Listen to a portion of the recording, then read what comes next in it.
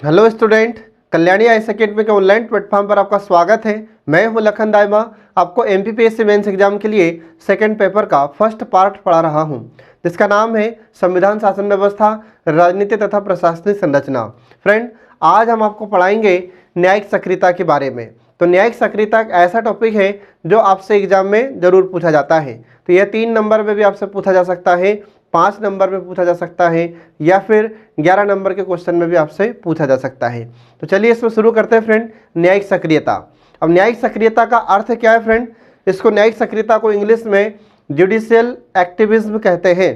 ठीक है, तो इसका अर्थ क्या होता है? तो ध्यान रखिए, इसका अर्थ क्या होगा। तो नागरिकों के अधिकारों के संरक्षण के लिए तथा समाज में न्याय को बढ़ावा देने के लिए न्यायपालिका द्वारा आगे बढ़कर भूमिका अदा करना या भूमिका निभाना न्यायिक सक्रियता कहलाती है। यह न्यायिक सक्रियता का अर्थ हुआ। इसका मतलब क्या है कि हमारे भारत में भारतीय नागरिकों के अधिकारों के संरक्षण के लिए, अधिकारों की रक्षा करने के लिए हमारी न्यायपालिका आगे बढ़कर लोगों को न्याय देने के लिए, न्याय को बढ़ावा देने के लिए आगे बढ़कर जो भूमिका अदा करती है, भूमिका निभाती है, तो उससे हम कहते हैं न्यायिक सक्रियता। ये न्यायिक सक्रियता का अर्थ होता है फ्रेंड। तो 3 नंबर में अगर आपसे क्वेश्चन पूछा जाता है तो आपको फिर यह अर्थ लिखना होगा न्यायिक सक्रियता का। ठीक है, इसके बाद फिर दूसरे शब्द में हम इसको कैसे समझ सकते हैं? तो दूसरा इसका अर्थ होता है कि न्यायपालिका द्वारा सरकार के अन्य 2 अंगों, तो सरकार के अन्य 2 अंग कौन से होते हैं? विधायिका एवं कार्यपालिका को अपने संवैधानिक दायित्वों के पालन के लिए बाध्य करना, ये भी न्यायिक सक्रियता का अर्थ होता है। जो आपको सरल लगे आप इसमें से याद रख सकते हैं। ठीक है, और परीक्षा में लिख सकते हैं। इसके बाद फिर इसी न्यायिक सक्रियता को एक नाम से और जानते हैं, जिसे हम न्यायिक गतिशीलता भी कहते हैं। तो परीक्षा में अगर आपसे पूछा जा सकता है कि न्यायिक सक्रियता या न्यायिक गतिशीलता क्या है, तो हो सकता है कि एग्जाम में आपको न्यायिक सक्रियता न देते हुए ये न्यायिक गतिशीलता शब्द भी दे सकता है। ठीक है, तो जैसा आपसे क्वेश्चन पूछे वैसा आपको आंसर देना है। तो 3 नंबर में आपसे ये अर्थ पूछा जा सकता है परीक्षा में, इसे आप याद रखिएगा। ठीक है, अब इसके बाद देखिए इसकी परिभाषा क्या होती है न्यायिक सक्रियता की। तो न्यायिक सक्रियता की परिभाषा होती है कि न्यायिक सक्रियता न्यायपालिका का वह चलन है जिसमें वैयक्तिक अधिकारों को ऐसे निर्णयों द्वारा सुरक्षित किया जाता है या संरक्षित किया जाता है जो कि पूर्व नियमों से अलग हटकर होते हैं या उसके विरुद्ध होते हैं। ये इसकी परिभाषा होती है किसकी? न्यायिक सक्रियता की। इसका मतलब क्या हुआ कि न्यायिक सक्रियता वह है या वह अवधारणा है जिसमें व्यक्तिगत अधिकारों को ऐसे निर्णयों द्वारा सुरक्षित किया जाता है या सुरक्षित रखा जाता है या उनको संरक्षण दिया जाता है जो पहले के नियमों से हटकर हो या फिर नियमों के विरुद्ध हो। ठीक है, तो ऐसे अधिकारों की रक्षा करना है न्यायिक पालिका का काम है, जिसको हम न्यायिक सक्रियता कहते हैं। तो आपने देखा भी होगा कि हमारी न्यायपालिका अर्थात हमारा सुप्रीम कोर्ट या हमारा हाई कोर्ट, ठीक है, उच्च न्यायालय या सर्वोच्च न्यायालय या उच्चतम न्यायालय, ये दिन प्रतिदिन हम देखते हैं कि सरकारी कार्यों में कुछ हस्तक्षेप करते रहते हैं। मतलब कुछ ऐसे कार्य जिससे लोगों को न्याय दिलाना है, इसके लिए हमारी न्यायपालिका इंटरफियर या हस्तक्षेप करती रहती है। इसी को हम न्यायिक सक्रियता के नाम से जानते हैं। मतलब आजकल क्या है कि हमारे न्यायालय आगे रहकर सरकारी गतिविधियों में इंटरेस्ट ले रहे हैं। हमारा समझ में सरकार जो भी कार्य कर रही है तो उन पर हमारी न्यायपालिका नजर रखती है। हमारा समझ में तो नागरिकों के अधिकारों के लिए हमारे न्यायालय जो भूमिका निभा रहे हैं उसी को हम कहते हैं न्यायिक सक्रियता। ठीक है, अब इसके बाद देखिए इसमें इसका उद्भव कैसा हुआ, इसका उद्भव कहाँ से होता है। तो इस अवधारणा का उद्भव अमेरिका में हुआ था, ये आपको ध्यान रखना है। तो एग्जाम में आपसे क्वेश्चन पूछा जा सकता है कि न्यायिक सक्रियता का उद्भव कहाँ पर हुआ था, तो ये अमेरिका में हुआ था, ये आपको ध्यान रखना है। ठीक है फ्रेंड, इसके बाद फिर यह शब्दावली पहली बार कब अस्तित्व में आई थी? तो यह शब्दावली पहली बार 1947 में 1947 में अस्तित्व में आई थी। और किस व्यक्ति के द्वारा इस न्यायिक सक्रियता शब्द का उपयोग किया गया था? तो उसमें आपको ध्यान रखना है आर्थर सेल्सिंगर जूनियर, जो कि एक अमेरिकी इतिहासकार थे और एक शिक्षक थे, इनके द्वारा इस न्यायिक सक्रियता शब्द का उपयोग पहली बार 1947 में किया गया था। ये आपको ध्यान रखना है फ्रेंड। तो यहाँ से इसकी न्यायिक सक्रियता की शुरुआत होती है। अब इसके बाद देखिए भारत में शुरुआत। तो भारत में इसकी शुरुआत कब से होती है? तो देखिए इसमें न्यायिक सक्रियता का सिद्धांत 1970 के दशक में पहली बार हमारे भारत में उपयोग में लाया गया था। तो अगर एग्जाम में भी आपसे क्वेश्चन पूछा जाता है कि हमारे भारत में न्यायिक सक्रियता का सिद्धांत कब अस्तित्व में आया था, तो आपको वर्ष याद रखना 1970 में। ठीक है, तो 1970 के दशक में यह न्यायिक सक्रियता शब्द की शुरुआत या न्यायिक सक्रियता जैसे अवधारणा की शुरुआत हमारे भारत में हुई थी। ठीक है, और इसको शुरू करने का श्रेय किसे दिया जाता है, तो इसको शुरू करने का श्रेय हमारे भारत में न्यायमूर्ति वी.आर. कृष्ण अय्यर, इसके बाद फिर न्यायमूर्ति पी.एन. भगवती, फिर न्यायमूर्ति ओ. चिन्नप्पा रेड्डी तथा न्यायमूर्ति डी.ए. देसाई, इन लोगों ने या इन न्यायाधीशों ने हमारे भारत में न्यायिक सक्रियता की नींव रखी थी। ठीक है, इन न्यायाधीशों ने हमारे भारत में इस न्यायिक सक्रियता को शुरू किया था, ये आपको ध्यान रखना है। ठीक है, तो 3 नंबर में आपसे ऐसा क्वेश्चन पूछ सकता है कि भारत में न्यायिक सक्रियता की शुरुआत कब से हुई थी, तो ये 1970 के दशक में प्रारंभ हुई थी और जिन न्यायाधीशों के द्वारा इस अवधारणा को बढ़ावा दिया गया था, इन न्यायाधीशों के नाम आपको ध्यान रखना है। ठीक है, अब इसके बाद देखिए अगला आता है न्यायिक समीक्षा एवं न्यायिक सक्रियता। अब न्यायिक समीक्षा और न्यायिक सक्रियता में अंतर क्या है, तो ये आपको ध्यान रखना है। तो न्यायिक समीक्षा का मतलब क्या हो जाता है, तो न्यायिक समीक्षा में न्यायालय को संविधान को बनाए रखने या कायम रखने, ठीक है, तथा संविधान के लिए अनुपयुक्त प्रावधानों को निरस्त करने की शक्ति प्राप्त होती है हमारी न्यायपालिका के पास। ठीक है, और न्यायालय विधि विधानों की रक्षा करते हैं, ये न्यायिक समीक्षा का अर्थ होता है। इसे न्यायिक समीक्षा को न्यायिक पुनरावलोकन कहा जाता है, जो हम आपको पिछली क्लास में समझा चुके हैं। ठीक है, अब इसके बाद फिर न्यायिक सक्रियता क्या है, तो न्यायिक सक्रियता सरकार के अन्य अंगों की कर्तव्यशीलता एवं सक्रियता सुनिश्चित करने के लिए आवश्यक होती है। आ रहा समझ में? तो कभी कभी क्या होता है कि जैसे हमारी सरकार भी कार्य नहीं करती है या सरकार ठीक तरीके से लोक कल्याणकारी कार्य को बढ़ावा नहीं दे पा रही है, तो उस समय फिर हमारी न्यायपालिका या हमारे न्यायालय उन्हें याद दिलाते हैं उनके कर्तव्य की। ठीक है, तो इसे ही कहते हैं हम न्यायिक सक्रियता या जुडिशियल एक्टिविज्म। ठीक है, ये आपको ध्यान रखना फ्रेंड। अब इसके बाद फिर आगे देखिए, इसमें न्यायिक सक्रियता के कारण कौन से कारण हैं जो न्यायिक सक्रियता को बढ़ावा देना पड़ा हमारे न्यायालय को, तो इसके कुछ कारण है फ्रेंड, तो इसमें आपको ध्यान रखना है। तो हमारे भारत में विधि के शासन की स्थापना की गई है और इसको सुनिश्चित करने के लिए, ठीक है, और नागरिकों के अधिकारों के संरक्षण के रूप में तथा राजनीतिक भ्रष्टाचार के कारण न्यायपालिका की शुरुआत या न्यायपालिका में वृद्धि हुई है हमारे भारत में। हमारा समझ में, जब लगातार भ्रष्टाचार बढ़ रहा था हमारे भारत में, नागरिकों के अधिकारों की सुरक्षा के लिए ये न्यायिक सक्रियता की शुरुआत की जाती है। हमारा समझ में, तो हमारे न्यायपालिका ने देखा कि जो सरकार है वह भी ठीक तरीके से काम नहीं कर पा रही है, तो फिर हमारे न्यायालयों ने या हमारे न्यायपालिका ने हस्तक्षेप करना उचित समझा। इसे ही नाम दे दिया गया है न्यायिक सक्रियता। तो इसके कुछ कारण हैं, तो कौन कौन से कारण है फ्रेंड, तो इसमें देखिए इसके कुछ कारण है। तो पहला कारण देखिए इसमें न्यायिक कारण। ठीक है, अब न्यायिक कारण के अंतर्गत क्या होता है, तो वर्तमान में न्याय के प्रति लोगों में जागरूकता बढ़ी है, आ रहा समझ में, और साथ ही न्यायपालिका द्वारा भी स्वयं की शक्ति बढ़ाने की इच्छा भी जागृत हुई है। ठीक है, इसके बाद फिर न्यायिक सक्रियता को बढ़ाने में महत्वपूर्ण भूमिका निभाई है हमारी न्यायपालिका ने। इसके कारण फिर हम देखते हैं कि जनहित याचिका ने भी इसमें वृद्धि की है। तो जब जनहित याचिका की शुरुआत हो जाती है, PIL की शुरुआत हो जाती है, तो उसके कारण भी हमारे भारत में न्यायिक सक्रियता को बढ़ावा मिला है। तो ये पहला कारण है। तो एग्जाम में आपसे पूछ सकता है कि न्यायिक सक्रियता के कारण बताइए, तो न्यायिक सक्रियता के कारण में ये पहला कारण है न्यायिक कारण। ठीक है फ्रेंड, अब इसके बाद देखिए अगला कारण, तो अगला कारण है सामाजिक कारण। अब सामाजिक कारण इसका मतलब क्या हुआ, तो इसका अर्थ होता है कि हमारे भारतीय समाज में शिक्षा के प्रसार में लोगों में अधिकारों के प्रति जागरूकता बढ़ी है। मतलब ये हुआ कि हमारे भारत में दिन प्रतिदिन शिक्षा को बढ़ावा दिया जा रहा है और जैसे जैसे हमारे भारतीय नागरिक शिक्षित होते जा रहे हैं तो वे अपने अधिकारों के प्रति जागरूक भी होते जा रहे हैं।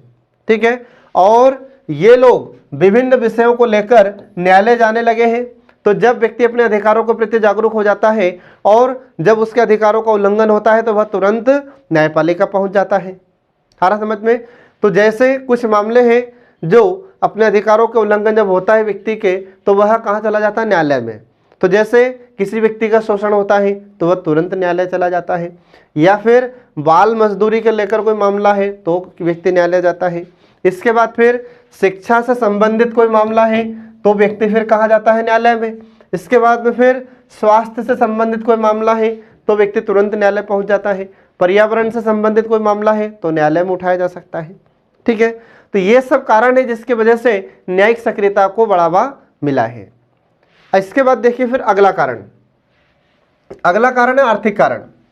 अब आर्थिक कारण में क्या होता है, तो इसमें हरित क्रांति व अन्य आर्थिक रक्षा उपायों ने भी किसानों की आय में वृद्धि की है। तो हमारे भारत में अपन देखते हैं कि पहले 1947 से पहले की अगर बात करें तो हमारे भारत के लोग बहुत पिछड़े थे। भारतीय किसान की स्थिति दयनीय थी। ठीक है, और जब भारत को आज़ादी प्राप्त हुई तो आज़ादी के पश्चात हमारी भारतीय सरकार ने किसानों को विकसित या किसानों के विकास के लिए, किसानों की आर्थिक स्थिति में गतिशीलता आए, उसके लिए हमारी सरकार ने कई अथक प्रयास किए हैं। आ रहा समझ में? तो इस पर अपन देखते हैं, सबसे अच्छा उदाहरण है हमारे पास हरित क्रांति। तो जब हमारे भारत में हरित क्रांति की शुरुआत हुई तो किसानों की आय में वृद्धि होने लगी, किसानों की आर्थिक स्थिति में परिवर्तन होने लगा, किसानों की आर्थिक स्थिति अच्छी होने लगी। ठीक है, और जब उनकी आय बढ़ने लगी, किसानों की उनकी आय में वृद्धि होने लगी, आर्थिक स्थिति अच्छी होने लगी, तो फिर किसानों ने क्या किया, अपने बच्चों को शिक्षा पर अधिक जोर देने लगे, मतलब अपने बच्चों को अधिक शिक्षा प्राप्त कराने के लिए प्रयास करने लगे। हर किसान यह चाहता है कि मेरा बच्चा अच्छे से अच्छे स्कूल में पढ़े, अच्छे से अच्छी शिक्षा प्राप्त करे, और यही अच्छी शिक्षा दिलाने के लिए किसान हमेशा प्रयासरत रहते हैं। और जब इनके बच्चे अच्छी शिक्षा प्राप्त करते हैं तो इन्हें अपने अधिकारों का ज्ञान हो जाता है। सारा समझ में? और जब इनके बच्चों को अधिकारों का ज्ञान होता है तो ये अपने परिवार के लोगों को भी जागरूक करने लगते हैं। तो इससे क्या होता है, तो इससे उनमें जागरूकता बढ़ने लगी और सभी अपने अधिकारों के प्रति जागरूक हो जाते हैं। सारा समझ में? और साथ ही लोगों के आर्थिक रूप से मजबूत होने से वे न्यायिक खर्चा उठाने में भी सक्षम हुए हैं। तो हम देखते हैं कि किसानों के पास आज वर्तमान में अच्छा खासा पैसा है। ठीक है, और जब उन पर कोई आपत्ति आती है, कोई परेशानी उत्पन्न होती है या कोई संकट की स्थिति उत्पन्न होती है तो तुरंत वे न्यायालय पहुंच जाते हैं, और उस न्यायालय का जो खर्चा होगा तो वह खर्चा उठाने के लिए भी हमेशा तैयार रहते हैं। तो इस कारण से फिर क्या हो रहा है, न्यायिक सक्रियता को बढ़ावा मिला है। ये है आर्थिक कारण। ठीक है, अब इसके बाद फिर देखिए अगला कारण आता है पर्यावरणीय कारण। अब पर्यावरणीय कारण, इसका मतलब क्या हो गया, तो उदारीकरण, निजीकरण और वैश्वीकरण। ठीक है, अब ये उदारीकरण, वैश्वीकरण और निजीकरण क्या है, तो फ्रेंड याद रखिएगा, हमारे भारत में जब एलपीजी आया था 1991 की बात है, तो उसी समय से हमारे भारत में इसको उदारीकरण को, निजीकरण को और वैश्वीकरण को शुरू किया गया है। इन तीनों का जो इंग्लिश में नाम होता है, तो उदारीकरण को लिबराइजेशन कहते हैं, निजीकरण को प्राइवेटाइजेशन कहते हैं और वैश्वीकरण को ग्लोबलाइजेशन कहते हैं। ठीक है, और इसी को शॉर्ट फॉर्म में हम कहते हैं एलपीजी। उदारीकरण का अर्थ होता है नियम कानूनों में शिथिलता या नियम कानूनों में ढील देना, ये उदारीकरण का अर्थ होता है। और निजीकरण का मतलब होता है कि ज़्यादा से ज़्यादा संपत्ति किसके पास हो, निजी क्षेत्र के पास, या ज़्यादा से ज़्यादा कार्य कौन करेगा, निजी क्षेत्र करेगा, उसी को हम कहते हैं निजीकरण। आज हम देखते हैं कि धीरे धीरे हमारी सरकार ज़्यादातर कार्य किसको सौंपती जा रही है, सब प्राइवेट सेक्टर को सौंप रही है। जैसे हम देखें उदाहरण के लिए स्कूल है, कॉलेज है, यूनिवर्सिटी है, ये सब धीरे धीरे प्राइवेट होते जा रहे हैं। पहले ये सारे कार्य हमारी सरकार करती थी, लेकिन अब धीरे धीरे हमारी सरकार निजी क्षेत्र को ये कार्य सौंपती जा रही है। ऐसे हम कहते हैं निजीकरण। फिर दूसरा होता है वैश्वीकरण।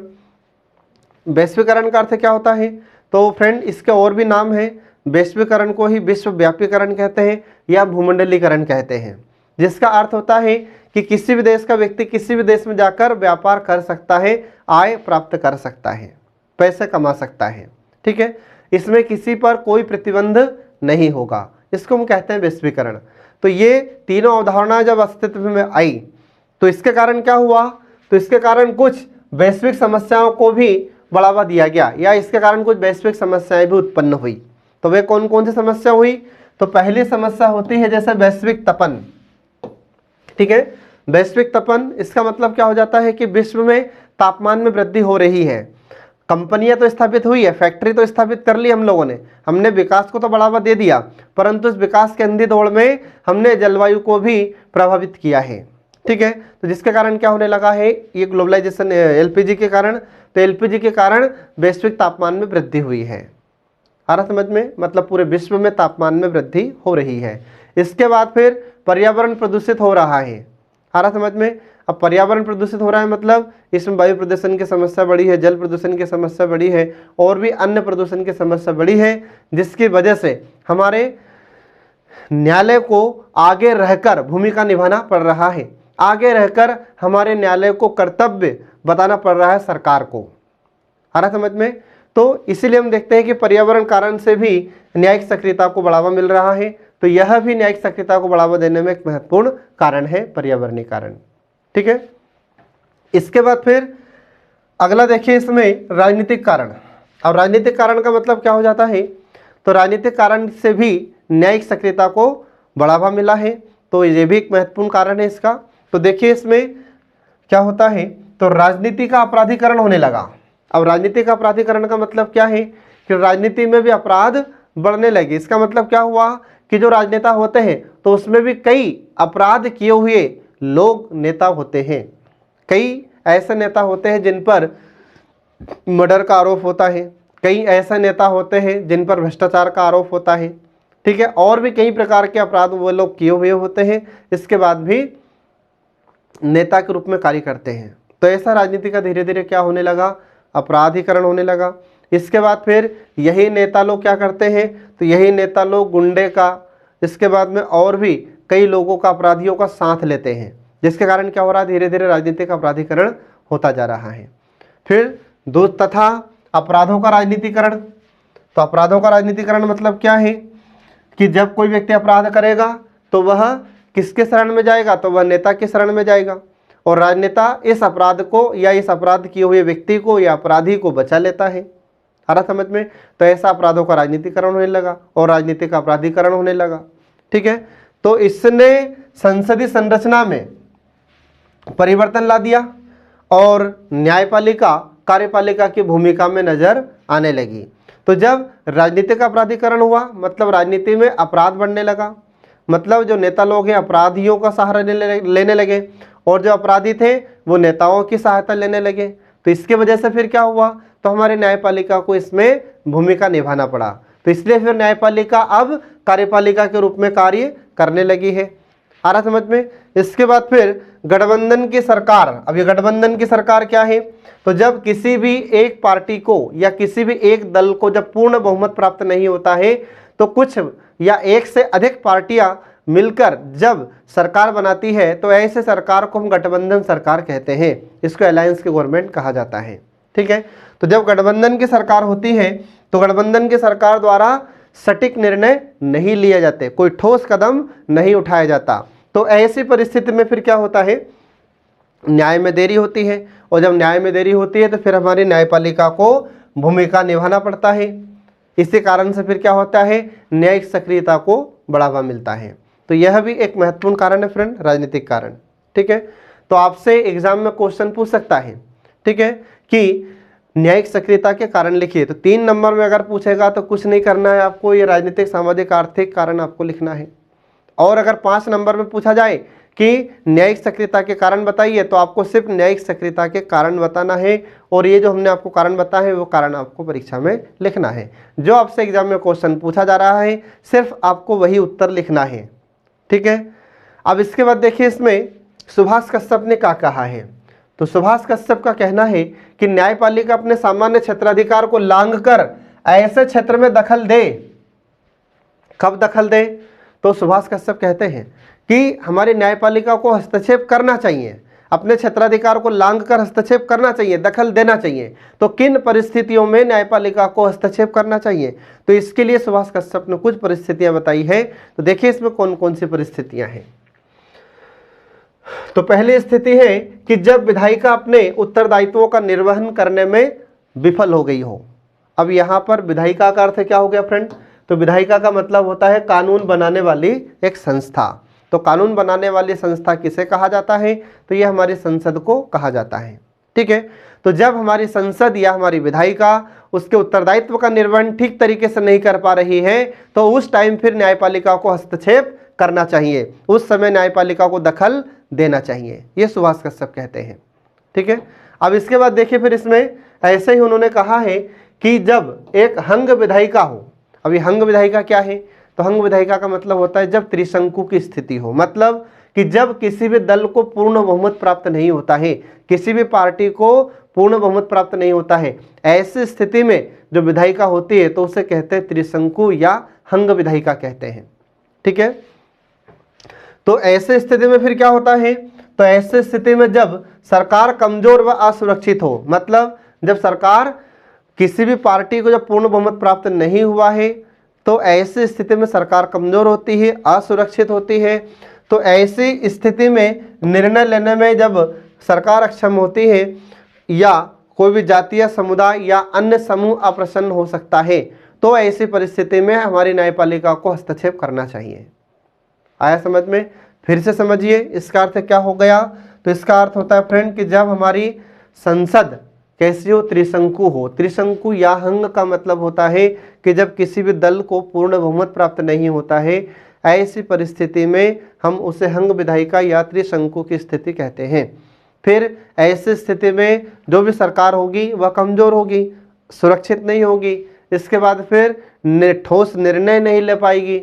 आ रहा समझ में? इसके बाद में ऐसी कंडीशन या ऐसी स्थिति जब उत्पन्न होती है तो जाति समुदाय ये सरकार से खुश नहीं होंगे, सरकार से अप्रसन्न होंगे, तो ऐसी परिस्थिति में फिर हमारी न्यायपालिका को हस्तक्षेप करना चाहिए, ये कह रहे हैं सुभाष कश्यप। ठीक है, ये आपको ध्यान रखना है। इसके बाद देखिए फिर अगला पॉइंट आता है इसमें कि सत्तासीन दल सत्ता खोने के भय से ईमानदार और कड़ा निर्णय लेने से डरता है और इसी कारण से निर्णय लेने में देरी होती है। इसका मतलब क्या हो गया, तो इसका मतलब यह हुआ कि जब कोई भी दल सत्ताधारी होता है या सत्ता में होता है तो वह सत्ता खोने के डर से ईमानदार रहकर कार्य नहीं कर पाता या ईमानदारी से कार्य नहीं कर पाता है, या फिर कोई ठोस निर्णय या कोई कड़क निर्णय नहीं ले पाता है, या ईमानदार बनने से डरता है या कड़ा निर्णय लेने से डरता है, और इसी कारण से फिर क्या होता है, निर्णय लेने में देरी होने लगती है। और जब ऐसी स्थिति उत्पन्न होती है तो फिर हमारे न्यायपालिका को उसमें हस्तक्षेप करना चाहिए, हमारे न्यायालय को दखल देना चाहिए, ये सुभाष कश्यप कह रहे हैं। इसके बाद फिर अगला पॉइंट देखिए, अगला पॉइंट है कि विधायिका और कार्यपालिका। अब विधायिका का अर्थ क्या है, तो ये मैं आपको पहले बता चुका हूँ। विधायिका का अर्थ होता है कानून बनाने वाली संस्था और कार्यपालिका का अर्थ होता है उस कानून को लागू करने वाली संस्था। ठीक है, तो विधायिका और कार्यपालिका नागरिकों के मूल अधिकारों जैसे गरिमा में जीवन जीने का अधिकार, इसके बाद फिर स्वास्थ्य परिवेश का संरक्षण करने में विफल हो गई हो या कानून एवं प्रशासन को एक ईमानदार कार्यकुशल एवं न्यायपूर्ण व्यवस्था देने में विफल हो गई हो, तो ऐसी स्थिति में हमारी न्यायपालिका को हस्तक्षेप करना चाहिए, ये सुभाष कश्यप कह रहे हैं। आ रहा समझ फ्रेंड, ये आपको ध्यान रखना है। इसके बाद फिर अगला आता है कि जहां सत्तावादी संसदीय दल वाली सरकार द्वारा गलत उद्देश्यों से अधिकारों का दुरुपयोग किया जा रहा हो, तो ऐसी स्थिति में न्यायपालिका को हस्तक्षेप करना चाहिए। तो ऐसा कभी हमारे भारत में हुआ था क्या कि जिस सरकार की, मतलब जिस दल की सरकार है, जिस पार्टी की सरकार है और उस पार्टी ने अपने अधिकारों का गलत उपयोग किया हो? तो ऐसा हमारे भारत में एक बार हुआ था। कब? जब आपातकाल लगा था। ठीक है, तो आपातकाल की स्थिति में ये अधिकारों का दुरुपयोग किया गया था। तो इसी स्थिति को ध्यान में रखते हुए सुभाष कश्यप ने कहा कि न्यायपालिका को भी इसमें कार्यपालिका के कार्यों में हस्तक्षेप करना चाहिए या दखल देना चाहिए। ठीक है, ये आपको ध्यान रखना है फ्रेंड। तो जैसा आपसे एग्जाम में क्वेश्चन पूछा जाए वैसा आपको आंसर देना है। अब इसके बाद देखिए इसमें न्यायिक सक्रियता के उत्प्रेरक। अब न्यायिक सक्रियता के उत्प्रेरक के मतलब क्या होता है, तो मतलब यह हुआ कि न्यायिक सक्रियता उत्पन्न कैसे हुई, न्यायिक सक्रियता को उत्पन्न करने में किन किन का योगदान होता है। ठीक है, क्योंकि उत्प्रेरक का अर्थ क्या होता है, उत्प्रेरक का अर्थ होता है कि कार्य करवाने वाला, खुद कार्य नहीं करता है, कार्य करवाते हैं। ठीक है, तो ये उत्प्रेरक का अर्थ होता है। तो न्यायिक सक्रियता के उत्प्रेरक के संबंध में कुछ विचार हैं किसके, उपेंद्र बख्शी के। तो उपेंद्र बख्शी ये प्रमुख न्यायविद रह चुके हैं और इन्होंने कहा कि निम्नलिखित प्रकार के सामाजिक मानवाधिकार कार्यकर्ताओं को ध्यान में रखकर इन्होंने कहा है कि कुछ ऐसे सामाजिक कार्यकर्ता हैं और कुछ ऐसे मानव अधिकार कार्यकर्ता हमारे भारत में है जिसकी वजह से न्यायिक सक्रियता उत्पन्न हुई है, न्यायिक सक्रियता को अधिक बढ़ावा मिला है।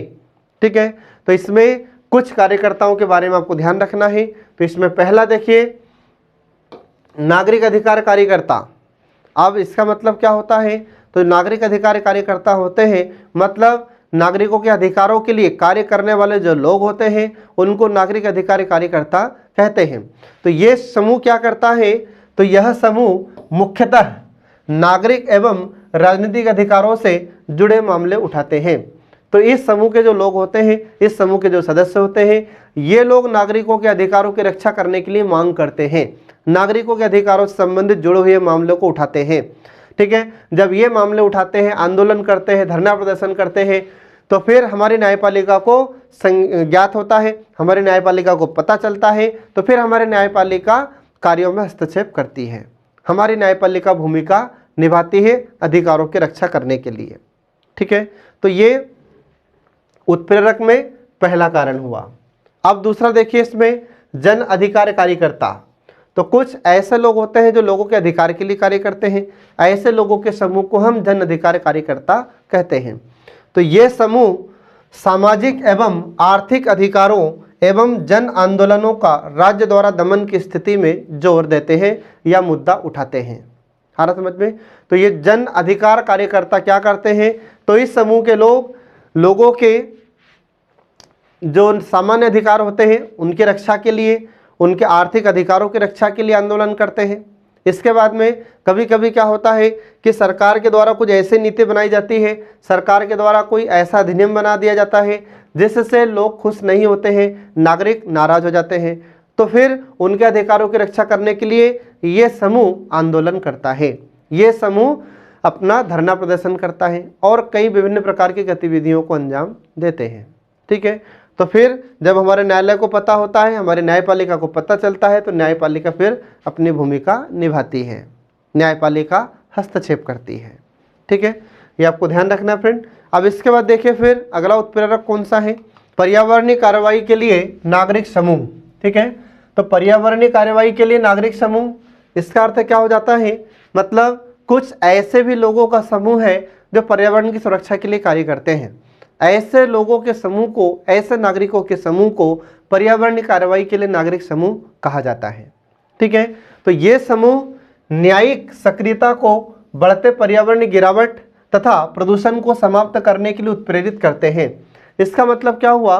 तो ये जो समूह होता है ये हमारे न्यायपालिका को बताते हैं कि पर्यावरण से संबंधित कौन कौन सी समस्याएं हैं, तो इन समस्याओं के समाधान के लिए मुद्दा उठाते हैं ये समूह। ठीक है, जैसे पर्यावरण प्रदूषण वर्तमान में एक बहुत बड़ी समस्या है, तो इस प्रदूषण को कैसे खत्म किया जाए, इसके लिए ये समूह कार्य करते हैं। आ रहा समझ में? तो पर्यावरण प्रदूषण को कम करने के लिए, पर्यावरण को सुरक्षित रखने के लिए ये हमारी न्यायपालिका को समय समय पर बताते रहते हैं। ठीक है, इसके बाद फिर अगला आता है कि बृहद सिंचाई परियोजनाओं के विरुद्ध नागरिक समूह। ठीक है, अब जो बड़ी बड़ी सिंचाई परियोजनाएं होती हैं तो इसके विरुद्ध भी कुछ नागरिक समूह कार्य करते हैं। ठीक है, तो इन कार्यकर्ताओं की भारत की न्यायपालिका से यह अपेक्षा होती है कि वह बृहद सिंचाई परियोजनाओं को रोक दे, जो कि दुनिया की किसी भी न्यायपालिका के लिए असंभव है। आ रहा समझ में? मतलब कि कुछ ऐसे भी समूह है, कुछ ऐसे भी लोगों का समूह है जो बड़ी बड़ी सिंचाई परियोजनाओं के खिलाफ है। आ रहा समझ में? तो ऐसे लोगों के समूह को कहा जाता है बृहद सिंचाई परियोजनाओं के विरुद्ध नागरिक समूह। ठीक है, तो ये कुछ ऐसे समूह होते हैं, कुछ लोग होते हैं, कुछ कार्यकर्ता होते हैं जो इन बृहद सिंचाई परियोजनाओं को रोकने के लिए सिफारिश करते हैं, गुजारिश करते हैं हमारी न्यायपालिका से, लेकिन यह संभव नहीं है। तो ये लोग क्यों ऐसा विरोध करते हैं? जो बड़ी बड़ी सिंचाई परियोजना होती है इसके लिए क्यों विरोध प्रदर्शन करते हैं? तो इसका कारण यह होता है कि जो बृहद सिंचाई परियोजनाएं होती है, बड़ी सिंचाई परियोजनाएं होती है, इससे क्या होता है कि कई क्षेत्र डूब जाता है, तो इसमें जन की भी हानि होती है, धन की भी हानि होती है और हमारे पर्यावरण को भी हानि होती है। ठीक है, तो इस कारण से ये लोग समय समय पर हमारे न्यायपालिका को उत्प्रेरित करते हैं। आ रहा समझ में? इसके बाद फिर अगला देखिए बाल अधिकार समूह। अब बाल अधिकार समूह, तो कुछ ऐसे लोग हैं, कुछ ऐसे कार्यकर्ता हैं जो बाल अधिकारों के संरक्षण के लिए कार्य करते हैं। ऐसे लोगों के समूह को बाल अधिकार समूह कहा जाता है। तो ये लोग बाल श्रम, शिक्षा साक्षरता का अधिकार, सुधार गृहों के किशोरों तथा यौन श्रमिकों के बच्चों के अधिकारों से संबंधित मामले को उठाते हैं। और समझ में, और ये मुद्दे फिर कहाँ तक पहुँचाए जाते हैं, ये न्यायपालिका तक पहुँचाए जाते हैं और न्यायपालिका को फिर उत्प्रेरित करते हैं। ठीक है, ये आपको ध्यान रखना फ्रेंड। इसके बाद फिर अगला आता है कि हिरासती या परिरक्षण अधिकार समूह। इसका मतलब क्या हो जाता है, हिरासती या परिरक्षण अधिकार समूह। इसका मतलब होता है कि कुछ ऐसे समूह या कुछ ऐसे भी कार्यकर्ता होते हैं जो लोगों के अधिकारों के लिए आंदोलन करते हैं, लोगों के अधिकारों के संरक्षण के लिए कार्य करते हैं। जैसे कभी कभी क्या होता है कि कुछ लोगों को पुलिस गिरफ्तार करती है, हिरासत में लेती है, तो उनका भी अधिकार है कुछ। ठीक है, तो ऐसे लोगों को जागरूक करने के लिए कुछ कार्यकर्ता कार्य करते हैं। ठीक है, तो कुछ कैदी होते हैं, तो आगे देखिए इसमें, तो इसमें कैदियों के अधिकार मतलब क्या होता है कि जब किसी व्यक्ति को सजा हो जाती है और वह जेल में कैद रहता है, तो जब जेल में कैद रहता है तो उसी को हम कहते हैं कैदी। अब जो पढ़ा लिखा व्यक्ति अगर है तो उसे तो अपने अधिकारों के बारे में पता होता है, परंतु जो व्यक्ति पढ़ा लिखा नहीं है तो उसे जेल में अपने अधिकार भी पता नहीं रहते हैं। तो ऐसे कैदियों के अधिकार और राज्य के संरक्षक, परिरक्षण या हिरासत में महिलाएं तथा निवारक, बंदीकरण से प्रभावित व्यक्तियों के लिए की जाने वाली सामाजिक कार्रवाइयाँ इसमें शामिल होती हैं। तो ऐसे लोगों को, मतलब जो कैदी होते हैं, उनको जागरूक करने के लिए लोग कार्य करते हैं, उनके संरक्षण के लिए हमारे न्यायपालिका को उत्प्रेरित करते हैं। हमारा समझ में कई बार क्या होता है कि जेल में भी कई प्रकार की यातनाएं दी जाती है जो कैदी होते हैं उनको। तो ऐसे कैदियों के प्रति न्यायपालिका को कैसे उत्प्रेरित किया जाए, ये हमारे समूह कार्य करते हैं। इसमें कुछ कार्यकर्ता इसमें कार्य कर रहे हैं। हमारा समझ में। इसके बाद फिर अगला आता है मूलवासी जन अधिकार समूह।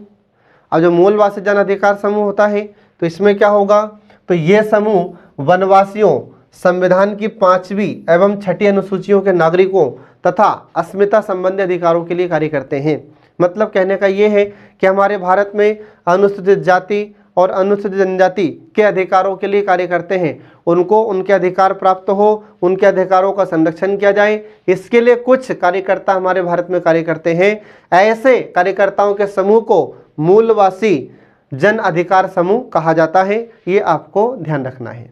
इसके बाद फिर अगला आता है महिला अधिकार समूह। इसका अर्थ क्या हुआ, तो इसका अर्थ ये है कि हमारे भारत में कुछ ऐसे कार्यकर्ता हैं, कुछ ऐसे लोगों का समूह है जो महिलाओं के अधिकारों के लिए कार्य कर रहे हैं।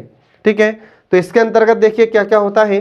तो ये समूह लैंगिक समानता, अब लैंगिक समानता का अर्थ क्या हो जाता है, मतलब पुरुष हो चाहे महिला हो, इनमें किसी प्रकार का भेदभाव न किया जाए, दोनों के साथ समान व्यवहार किया जाए, इसे कहते हैं लैंगिक समानता। इसके बाद फिर लिंग आधारित हिंसा एवं उत्पीड़न। तो हमारे भारत में लिंग आधारित कुछ हिंसाएं होती हैं और उत्पीड़न होता है, बलात्कार के मामले आते हैं, दहेज हत्या का मामला आता है।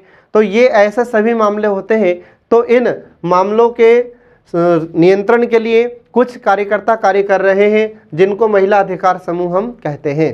तो महिलाओं के अधिकारों की रक्षा करने के लिए, महिलाओं को हिंसा से बचाने के लिए, महिलाओं को और विभिन्न प्रकार से जो प्रताड़ित किया जाता है तो उन प्रताड़नाओं को रोकने के लिए, बलात्कार से सुरक्षा के लिए, इसके बाद में जो बलात्कारी होते हैं उन पर कठोर कार्रवाई के लिए कार्य करते हैं या पुख्ता कार्रवाई के लिए कार्य करते हैं। इसके बाद में दहेज के कारण जिन महिलाओं की हत्या की जाती है तो उन अपराधियों को सजा दिलाने के लिए ये समूह कार्य करते हैं, जैसे हम कहते हैं महिला अधिकार समूह।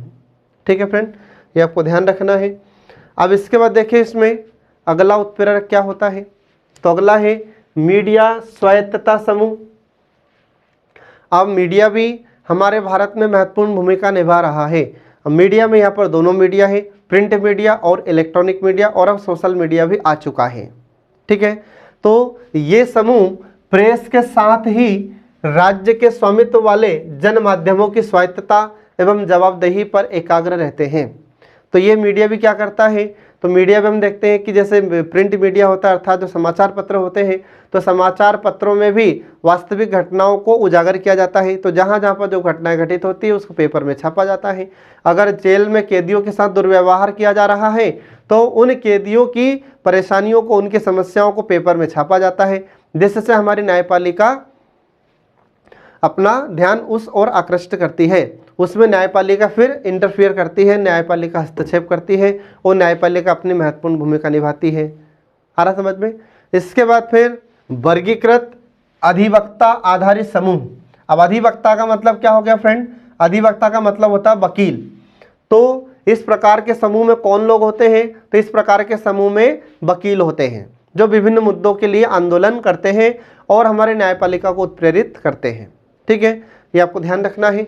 इसके बाद फिर अगला आता है वर्गीकृत वैयक्तिक आवेदक याचिकाकर्ता। तो इसके अंतर्गत स्वतंत्र कार्यकर्ता होते हैं। इसमें कोई अलग प्रकार से समूह को शामिल नहीं किया गया है, इसमें स्वतंत्र होते हैं सभी व्यक्ति। तो जो स्वतंत्र व्यक्ति होते हैं, स्वतंत्र कार्यकर्ता होते हैं, उनको इसमें शामिल किया जाता है। इसके बाद फिर अगला समूह आता है बंधुआ मजदूर समूह। अब बंधुआ मजदूर समूह ये क्या करता है? तो हमारे भारत में जिन मजदूरों को बंधुआ बनाकर रखा जाता है तो उनके अधिकारों की मांग करते हैं, उनके अधिकारों को सुरक्षा करने के लिए हमारे न्यायपालिका को उत्प्रेरित करते हैं। ठीक है, तो ये समूह हमारे भारत में मजदूरी दास्ता के उन्मूलन के लिए न्यायिक सक्रियता की अपेक्षा रखते हैं। ठीक है, ये आपको ध्यान रखना। इसका मतलब क्या हुआ? इसका मतलब यह हुआ कि हमारे भारत में कुछ ऐसे मजबूर लोग होते हैं जो मजदूरी में दूसरों के यहाँ पर गुलाम की तरह, दास की तरह कार्य करते हैं। तो ऐसे लोगों को मुक्ति कैसे दिलाई जाए, ऐसे लोगों को आगे कैसे बढ़ावा दिया जाए, ऐसे लोगों का विकास क्या कैसे हो, ठीक है, इसके लिए ये लोग आंदोलन करते हैं, ये बंधुआ मजदूर समूह के लोग। ठीक है, और न्यायिक सक्रियता के लिए हमारी न्यायपालिका को उत्प्रेरित करते हैं। इसके बाद फिर अगला आता है निर्धनता अधिकार समूह। ये समूह सूखे एवं अकाल के दौरान सहायता तथा शहरी गरीबों के मामलों को न्यायालय तक लाते हैं या हमारे न्यायपालिका को इनके लिए, इनके अधिकारों की रक्षा के लिए उत्प्रेरित करते हैं। ठीक है, ये आपको ध्यान रखना फ्रेंड। तो कई बार आपने देखा होगा कि कई लोगों का समूह होता है जो सरकार को बताते हैं, हमारे न्यायालय को बताते हैं कि यहाँ पर इतने लोग आर्थिक रूप से परेशान है या इनकी आर्थिक स्थिति बहुत खराब है या गरीब वर्ग लोग हैं, इनके पास खाने पीने का सामान नहीं है। ऐसे लोगों के अधिकारों के लिए, ऐसे लोगों के अधिकारों की रक्षा के लिए ये समूह कार्य करते हैं। ठीक है फ्रेंड, तो इस प्रकार से हमने आपको यहाँ पर न्यायिक सक्रियता से संबंधित कुछ उत्प्रेरक के बारे में आपको बताया है जो आपको ध्यान रखना है। तो परीक्षा में आपसे जैसा क्वेश्चन पूछा जाए वैसे आपको आंसर देना है। यदि आपसे परीक्षा में पूछा जाता है कि न्यायिक सक्रियता के उत्प्रेरक लिखिए, तो आपको सिर्फ उत्प्रेरक के बारे में बताना होगा। तो ये आपसे 5 नंबर में पूछे जा सकते हैं फ्रेंड, ये आपको ध्यान रखना है। ठीक है, अब आगे देखिए न्यायिक सक्रियता की आवश्यकता क्यों है और इसका महत्व क्या है। ठीक है, तो न्यायिक सक्रियता के कुछ महत्व और आवश्यकता है जो इस प्रकार है। ठीक है, तो इसका पहला कारण देखिए इसकी आवश्यकता का या इसके महत्व का। तो इसमें देखिए पहला पॉइंट कि वैश्वीकरण के परिणाम स्वरूप। अब यहाँ पर जो वैश्वीकरण शब्द आया है तो इसका अर्थ मैं आपको पहले ही बता चुका हूँ। वैश्वीकरण के अन्य नाम होते हैं जैसे विश्वव्यापीकरण होता है, भूमंडलीकरण होता है और इंग्लिश में से ग्लोबलाइजेशन कहते हैं, जिसका अर्थ होता है कि किसी भी देश का व्यक्ति किसी भी देश में जाकर व्यापार कर सकता है और आय प्राप्त कर सकता है। ठीक है, इसी अवधारणा को वैश्वीकरण कहा जाता है, ये आपको ध्यान रखना है। तो वैश्वीकरण के परिणाम स्वरूप बदलती सामाजिक आर्थिक परिस्थितियों में अवधारणा को बल मिला है। आ रहा समझ में? तो वैश्वीकरण के परिणाम स्वरूप हमारे भारत में सामाजिक स्थिति में बदलाव आया है, आर्थिक स्थिति में बदलाव आया है। तो हम देखते हैं कि एलपीजी से पहले मतलब 1991 से पहले की यदि हम बात करें तो हमारा भारतीय समाज कुछ अलग था और आज वर्तमान में देखें तो वर्तमान भारत का समाज कुछ अलग है। तो समाज में भी परिवर्तन आया है, समाज के रीति रिवाज में परिवर्तन आया है, समाज की संस्कृति में परिवर्तन आया है। ठीक है, इसके बाद फिर आर्थिक स्थितियों में भी बदलाव आया है। ठीक है, इसके बाद फिर जिसमें मानव अधिकारों का संरक्षण हुआ, जैसे शिक्षा, पर्यावरण एवं स्वास्थ्य। ठीक है, तो ये इसका पहला महत्व हुआ या पहली आवश्यकता हुई न्यायिक सक्रियता की। ठीक है, इसके बाद फिर दूसरा होता है कि इससे या इसने संविधान को आधुनिक मूल्यों से जोड़कर गतिशील बनाया है और संविधान की प्रगतिशील व्याख्या की है। इसका मतलब क्या हुआ कि जब हमारे भारत में न्यायिक सक्रियता की शुरुआत हुई तो न्यायिक सक्रियता से क्या हुआ, तो इसने हमारे संविधान के आधुनिक मूल्यों से जोड़कर गतिशील बनाया है। मतलब हमारा जो संविधान है उसकी रक्षा करने का दायित्व तो है ही हमारी न्यायपालिका का, साथ साथ आज हम देखते हैं कि जो परिवर्तन हो रहा है तो परिवर्तन के साथ साथ नए नए कानून भी हमारी सरकार को बनाना पड़ रहा है। तो संविधान की रक्षा भी करना है और संविधान की प्रगतिशील व्याख्या करना भी हमारे न्यायपालिका की ही जिम्मेदारी होती है, इसलिए न्यायिक सक्रियता की आवश्यकता है। इसके बाद में साथ ही समसामयिक समस्याओं का भी समाधान संभव हो पाया है। तो इसे न्यायिक सक्रियता के कारण हम देखते हैं कि वर्तमान में जो नई नई समस्याएं उत्पन्न हो रही है हमारे भारत में, हमारे विश्व में, तो इन समस्याओं का समाधान कैसे हो, तो ये हमारे न्यायपालिका इस न्यायिक सक्रियता के माध्यम से इन समस्याओं का समाधान करते हैं। ठीक है, ये आपको ध्यान रखना फ्रेंड। इसके बाद देखिए फिर अगला महत्व है कि पर्यावरण एवं पारिस्थितिकी की रक्षा के संबंध में महत्वपूर्ण कार्य होने लगे हैं। मतलब हमारी न्यायपालिका भी अब पर्यावरण से संबंधित या पर्यावरण की सुरक्षा के लिए समय समय पर निर्णय देती रहती है। आ रहा समझ में? तो ये सब आपको ध्यान रखना फ्रेंड, ये इसके सब महत्व है, आवश्यकता है। ठीक है, इसके बाद फिर देखिए इसमें अगला पॉइंट क्या है, तो इसका अगला पॉइंट होता है कि इससे सरकार के अन्य अंगों को क्रियाशील करने का प्रयास किया गया है। मतलब जब हमारे न्यायालय हस्तक्षेप करते हैं, ठीक है, तो इसके कारण क्या होता है कि हमारी सरकार के अंग होते हैं जैसे विधायिका और कार्यपालिका, तो ये क्रियाशील होने लगते हैं, ये भी एक्टिव होने लगते हैं और समय पर अपना कार्य करने लगते हैं।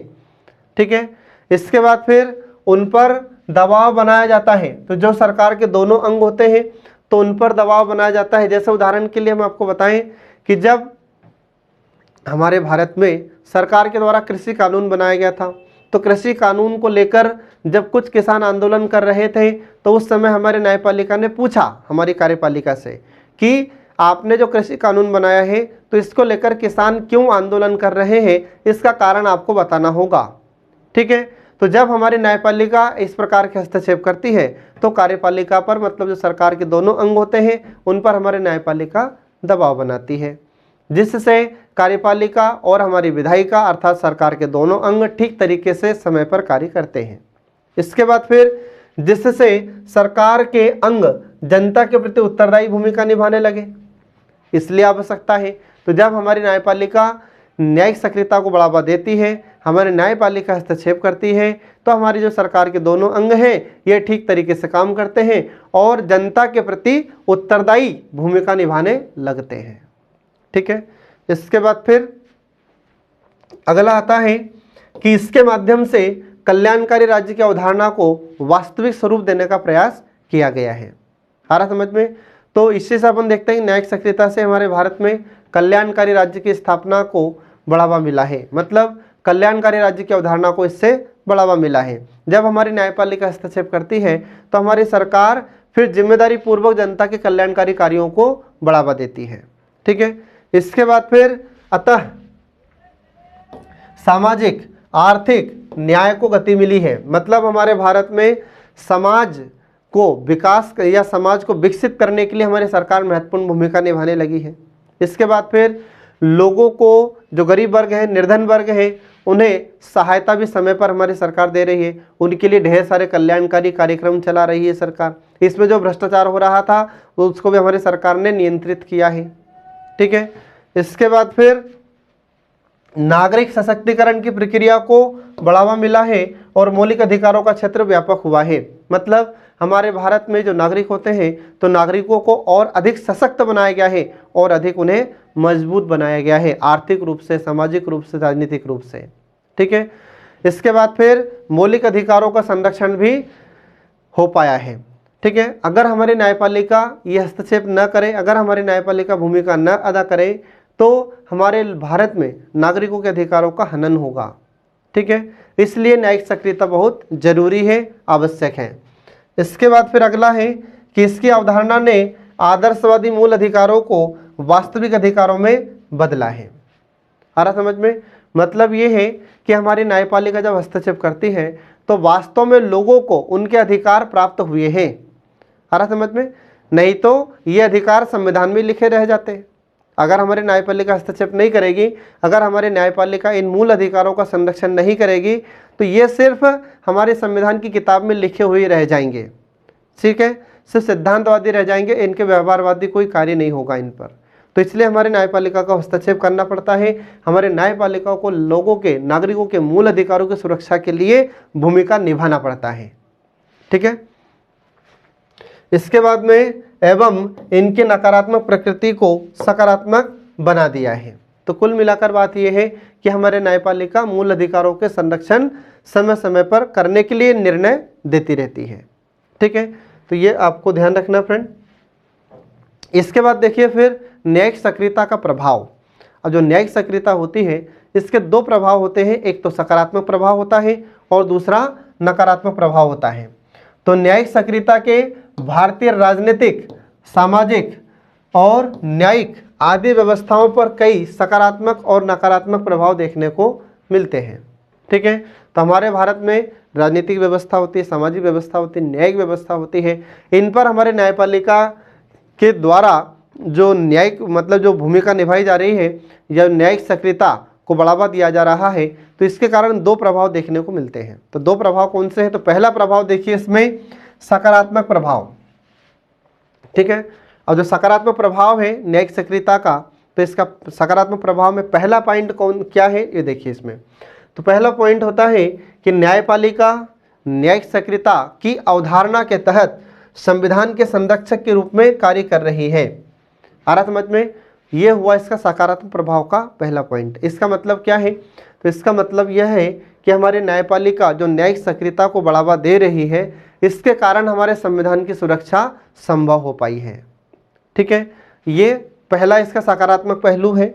दूसरा होता है कि कार्यपालिका व विधायिका द्वारा अपनी शक्तियों का अतिक्रमण नहीं किया जा सकता।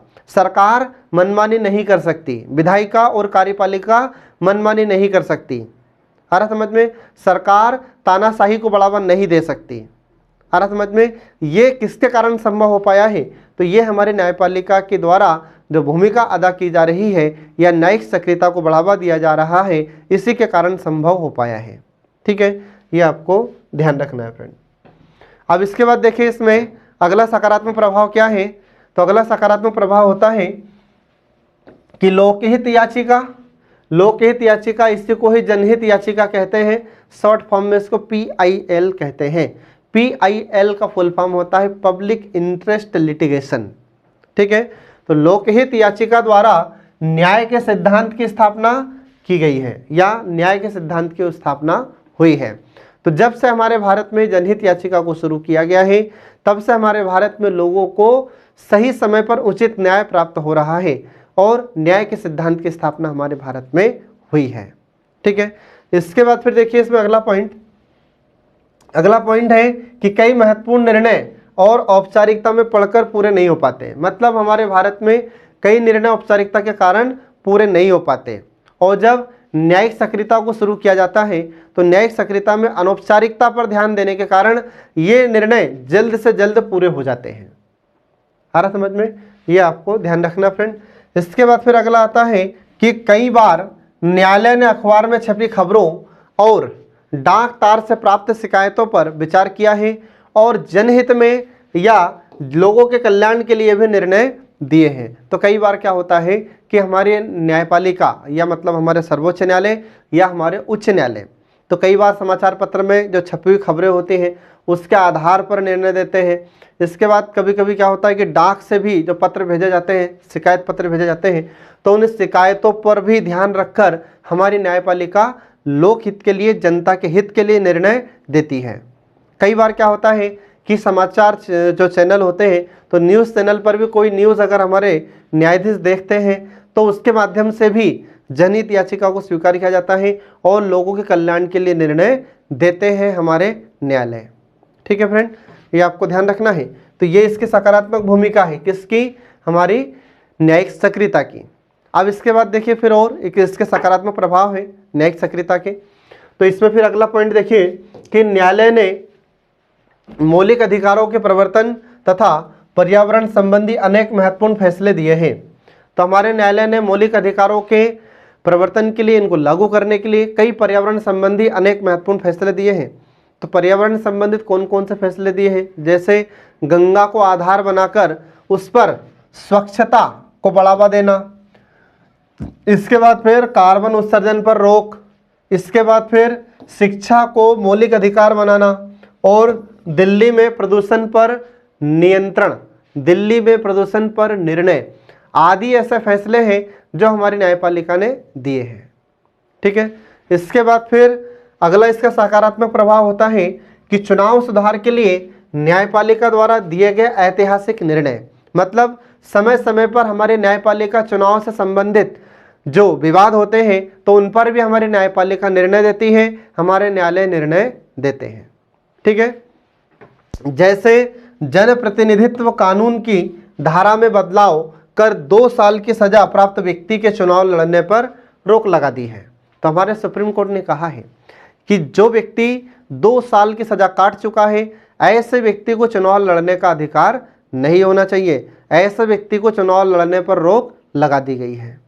ठीक है, तो ये इस प्रकार से हम देखते हैं कि जो न्यायिक सक्रियता होती है इसके सकारात्मक प्रभाव थे फ्रेंड। ठीक है, अब एक और इसका पॉइंट है, तो देखिए इसमें अगला पॉइंट लास्ट ये कि कार्यपालिका व विधायिका को निष्क्रियता के कारण आम लोग अब कई सामाजिक समस्याओं का हल भी न्यायपालिका में देखने लगे हैं। जैसे आरक्षण संबंधी मामला, इसका मतलब क्या हुआ कि हमारी जो कार्यपालिका होती है अब ये तो ठीक से काम नहीं कर पा रही है, हमारी विधायिका है ये भी ठीक से कार्य नहीं कर पा रही है, तो इनकी जो निष्क्रियता होती है, निष्क्रियता का मतलब होता है जब कोई कार्य नहीं करता है तो उसको निष्क्रिय कहते हैं। ठीक है, तो ऐसे ये जो 2 संस्थाएं हैं इनकी निष्क्रियता के कारण हमारे जो भारत में आम लोग हैं, भारतीय नागरिक हैं, ये अपनी सामाजिक समस्याओं के समाधान के लिए अब न्यायपालिका के शरण में जाने लगे हैं, अब न्यायपालिका की ओर देखने लगे हैं। तो इसका उदाहरण है आरक्षण संबंधी मामला। अब जो आरक्षण संबंधी मामला है तो यह तो न तो हमारी विधायिका इसको सुलझा पा रही है और न ही हमारी कार्यपालिका इसमें कोई परिवर्तन कर पा रही है। तो ऐसी परिस्थिति में फिर क्या है, तो भारत के जो नागरिक होते हैं ये न्यायपालिका के शरण में जाते हैं। तो कई बार आपने देखा होगा कि आरक्षण संबंधी मामले पर कई बार हमारे न्यायालय ने भी निर्णय दिए हैं। ठीक है, तो ये सब कुछ हमारे न्यायिक सक्रियता के सकारात्मक पहलू थे फ्रेंड, सकारात्मक प्रभाव थे। अब कुछ ऐसे भी प्रभाव हैं जो न्यायिक सक्रियता के नकारात्मक प्रभाव होते हैं, मतलब ये कुछ न्यायिक सक्रियता को लेकर नकारात्मक प्रभाव या नकारात्मक विचार भी उत्पन्न करते हैं। आ रहा समझ में? तो जो न्यायिक सक्रियता है इसके प्रभाव आपको याद रखना है, सकारात्मक भी होते हैं और नकारात्मक भी होते हैं। तो देखते हैं इसमें नकारात्मक प्रभाव कौन कौन से न्यायिक सक्रियता के। तो पहला प्रभाव देखिए कि न्यायपालिका द्वारा वर्तमान में कार्यपालिका और विधायिका के कार्यों में हस्तक्षेप करना। विधि विशेषज्ञ न्यायालय की इसे तानाशाही बताते हैं। आ रहा समझ में? हमारे भारत में पृथक्करण के सिद्धांत को अपनाया गया है। तो पृथक्करण का सिद्धांत मतलब शक्ति का पृथक्करण, मतलब कार्यपालिका उसका काम करे, न्यायपालिका उसका काम करे और विधायिका उसका काम करे। विधायिका कानून बनाने का काम करे, कार्यपालिका कानून को लागू करने का काम करे और न्यायपालिका इन कानून की जांच करने के लिए कार्य करे। ठीक है, तो सबके अलग अलग कार्य दिए गए हैं। लेकिन हमारे भारत में जो विधि विशेषज्ञ हैं, जो कानून के जानकार हैं, वे ये बताते हैं कि अगर न्यायपालिका कार्यपालिका के कार्यों में हस्तक्षेप करेगी, अगर न्यायपालिका विधायिका के कार्यों में हस्तक्षेप करेगी, तो ये तो एक प्रकार से न्यायालय की तानाशाही हो गई। आ रहा समझ में? तो हमारे भारत में जो विधि विशेषज्ञ हैं ये न्यायालय की तानाशाही की संज्ञा दे रहे हैं। इसके बाद फिर दूसरा नकारात्मक प्रभाव है कि अति सक्रियता से या अति सक्रियता ने विधायिका, कार्यपालिका और न्यायपालिका के अंतर को धुंधला कर दिया है। इसका मतलब ये हुआ कि जब हमारी न्यायपालिका ज़्यादा हस्तक्षेप करती है सरकार के कार्यों में, तो ये समझ में नहीं आता है कि फिर कार्यपालिका क्या कर रही है, विधायिका क्या कार्य कर रही है। आ रहा समझ में? तो विधायिका, कार्यपालिका और न्यायपालिका में तीनों में अंतर करना मुश्किल होता जा रहा है। आ रहा समझ में? जो काम विधायिका को करना चाहिए पता चला कि वही काम कभी कभी हमारी न्यायपालिका कर देती है, हमारी न्यायपालिका निर्णय दे देती है। जो कार्य हमारी कार्यपालिका को करना चाहिए तो पता चला कि वही निर्णय हमारी न्यायपालिका ने दे दिया। तो इसमें क्या होता है, फिर तीनों में अंतर कम होता जा रहा है। इसके बाद फिर कभी कभी सरकार के तीनों अंगों में संतुलन बने रहना एक बड़ा जटिल प्रश्न उभर कर सामने आया है। तो कई बार क्या होता है कि जो सरकार के अंग होते हैं इनमें संतुलन नहीं हो पाता, इनमें संतुलन नहीं बन पाता और असंतुलन की स्थिति उत्पन्न हो जाती है। ठीक है, ये आपको ध्यान रखना है फ्रेंड। इसके बाद फिर अगला नकारात्मक प्रभाव है कि लोकतंत्र शासन का आधार है तथा हर अंग को दूसरे अंग के कार्यक्षेत्र का सम्मान करना चाहिए। तो हमारे भारत में लोकतंत्र प्रणाली को अपनाया गया है और लोकतंत्र शासन प्रणाली में या लोकतंत्रात्मक शासन प्रणाली में सरकार के तीनों अंगों को एक दूसरे के कार्यों का सम्मान करना चाहिए। लेकिन न्यायिक सक्रियता से क्या होता है, तो न्यायिक सक्रियता से इस लोकतांत्रिक सिद्धांत को आघात पहुंचा है, लोकतांत्रिक सिद्धांत को चोट पहुंची है। ठीक है, इसके बाद फिर अगला नकारात्मक प्रभाव होता है इसका कि अतिवादी न्यायिक सक्रियता, मतलब जब ज़्यादा हस्तक्षेप करने लगती है हमारी न्यायपालिका तो इससे न केवल संवैधानिक संकट पैदा हुआ है बल्कि कार्यपालिका के मनोबल को भी इसने गिराया है। आ रहा समझ में? जब न्यायपालिका बार बार हस्तक्षेप करती है तो इसमें क्या होता है कि इससे संवैधानिक संकट उत्पन्न हो जाता है और हमारी जो कार्यपालिका होती है उसका मनोबल भी कमज़ोर होता है। इसके बाद फिर अगला आता है कि न्यायिक अतिवादिता के कारण, मतलब जब ज़्यादा न्यायिक सक्रियता को बढ़ावा दिया जाने लगेगा, ज़्यादा हमारे न्यायालय हस्तक्षेप करने लगेंगे तो इसके कारण से क्या होगा, तो इस कारणों से कुछ मामलों में न्यायपालिका की छवि पर भी कुछ नकारात्मक प्रभाव सामने आए हैं। तो जब सरकार के कार्यों में न्यायपालिका ज़्यादा हस्तक्षेप करेगी तो इससे फिर क्या होगा कि हमारी न्यायपालिका के प्रति भी नकारात्मकता उत्पन्न होगी। सारा समझ में? और ये भी हम कभी कभी देखते हैं। ठीक है फ्रेंड, इसके बाद अब जो न्यायिक सक्रियता है तो न्यायिक सक्रियता के लिए कुछ प्रयास किए गए हैं। तो न्यायिक सक्रियता के लिए प्रयास कौन कौन से किए गए हैं, तो ये कुछ प्रयास निम्नलिखित है। तो पहला प्रयास देखिए कि राष्ट्रपति को संवैधानिक विषयों पर परामर्श देना। ठीक है, तो हमारे राष्ट्रपति को समय समय पर हमारे सर्वोच्च न्यायालय सलाह दे सकते हैं संविधान के अनुच्छेद 143 के तहत। ठीक है, इसके बाद फिर अगला पॉइंट इसमें आता है कि जनहित के मामलों में औपचारिक न्याय प्रक्रिया के पालन से छूट देना। आ रहा समझ में? तो अगर कोई मामला है जो जनहित से जुड़ा हुआ है, तो अगर लोक कल्याणकारी कोई मामला है तो इसमें औपचारिकता की न्याय प्रक्रिया के पालन करने से छूट दी गई है थोड़ी सी। इसके बाद में फिर अगला पॉइंट आता है कि विधायिका व सरकार को उसके निश्चित कार्य करने के लिए सलाह देना। आ रहा समझ में? मतलब विधायिका को, अब विधायिका का मतलब क्या है, कानून बनाने वाली एक संस्था है। तो विधायिका और सरकार को उसके निश्चित कार्य करने के लिए समय समय पर उसे सलाह देते रहना। ठीक है, ये न्यायिक सक्रियता के लिए प्रयास किए गए हैं फ्रेंड। इसके बाद देखिए फिर इसमें अगला पॉइंट है कि राजनीति का अपराधीकरण रोकने हेतु चुनाव आयोग व सरकार को कारगर उपाय करने के लिए निर्देश देना। तो हमारी न्यायपालिका राजनीति में जो अपराधीकरण हो रहा है उसको रोकने के लिए और चुनाव आयोग, ठीक है, इनको समय समय पर कारगर उपाय करने के लिए निर्देश हमारी न्यायपालिका देती रहती है। इसके बाद फिर अगला आता है कि राजनीति, प्रशासन व नौकरशाही में भ्रष्टाचार को कम करने के लिए सरकार को निर्देश देना। तो हमारी न्यायपालिका समय समय पर इन्हें निर्देश देती रहती है। तो राजनीति मतलब जो हमारे राजनेता होते हैं, प्रशासन मतलब जो हमारे प्रशासनिक अधिकारी होते हैं, नौकरशाही मतलब कि जो इसमें अधिकारी वर्ग आता है, ठीक है, जिसमें जो एक क्लास के ऑफिसर्स होते हैं इनको नौकरशाह कहा जाता है। ठीक है, और इनके द्वारा जो व्यवहार किया जाता है उसे हम कहते हैं नौकरशाही। मतलब कि ये लोग जब अपने को स्वामी समझते हैं, जो अधिकारी वर्ग होता है, जब ये अपने आप को अधिकारी समझते हैं, अपने आप को स्वामी समझने लगते हैं, ठीक है, और जनता को तुच्छ समझते हैं, तो इसी अवधारणा को नौकरशाही कहते हैं। तो राजनीति, प्रशासन और नौकरशाही में जो भ्रष्टाचार हो रहा है तो इसको कम करने के लिए हमारी न्यायपालिका समय समय पर निर्देश देती रहती है। इसके बाद फिर अगला आता है जनहित याचिका PIL। ठीक है, इसको बढ़ावा दिया जाना चाहिए। इसके बाद फिर सामाजिक न्यायपीठ का गठन किया जाना चाहिए, जो कि किया भी गया है, और जनहित याचिका की शुरुआत भी हमारे भारत में की गई है। इसके बाद फिर न्यायिक पुनरावलोकन। अब न्यायिक पुनरावलोकन क्या है? तो जब हमारी विधायिका ऐसा कोई कानून बनाती है या हमारी कार्यपालिका के द्वारा ऐसा कोई आदेश जारी किया जाता है जो अधिकारों के विरुद्ध हो, तो ऐसी परिस्थिति में ऐसे आदेश को, ऐसे कानून को हमारी न्यायपालिका रद्द कर सकती है। इसे कहा जाता है न्यायिक पुनरावलोकन। तो यह अधिकार भी हमारी न्यायपालिका के पास होता है। इसके बाद फिर अगला आता है कि परिवार न्यायालय व लोक अदालतों की स्थापना की जाए, जो कि वर्तमान में की गई है। तो हमारे भारत में कई ऐसे मुद्दे होते हैं जिनको न्यायालय में नहीं सुलझाया जा सकता, उनको लोक अदालतों के माध्यम से, फैमिली कोर्ट के माध्यम से शीघ्रता से निपटाया जा सकता है। शीघ्रता से इनकी समस्याओं का समाधान किया जा सकता है।